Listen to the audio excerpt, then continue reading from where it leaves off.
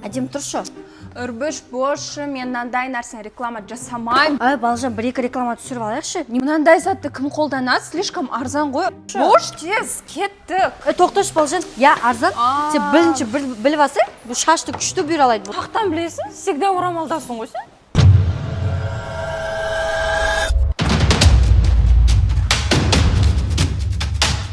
Көрсетем қазір саған. Вечно орамалда жүрген.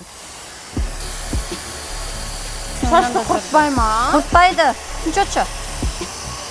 Үрбіш, осыдан қарап тұр, шашын бүлдірсең, қазір көресің. Қазір көшеге шыққанда бәрі саған жығылатын болады. Вот, міне, пожалуйста, қандай деп болды. Мә, қара.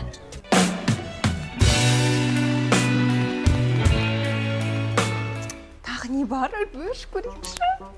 Жан-жағыңа жақсылап қара. Мына жерде барлығын аласың, сәл күнде ұзатылайын деп атсың. Ыдыс-бұдысын бәрін аласың мына жерден. Модельсің ғой. Мынаны қара. Жасыл бір нәрселер ішіп жүресің ғой, мына соковый вышивалка. Перевод жасасаң 10.500 теңге, наличкамен 9.000 теңге. Сен майға қуырылған нәрселер жемейсің ғой, мына қара. Аэрогрин, үші түрлісің. Осыны алаш. Сен менен жақсы білесің ғой мынандай. Полтта жуа бересің, үйді тазалай бересің. Бұл точно маған керек. Үйді сыпырмайтын жарсың енді қолмен. Иә. Эстетика, бергел.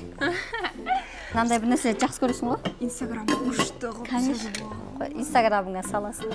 Мә, Үрбіш, тамақ жеміз үйретіп, бүкіл ақшам бәрі құрттың ғой. Вайдама, қазір бір жерге бар тәлке тағы барамыз рекламаға.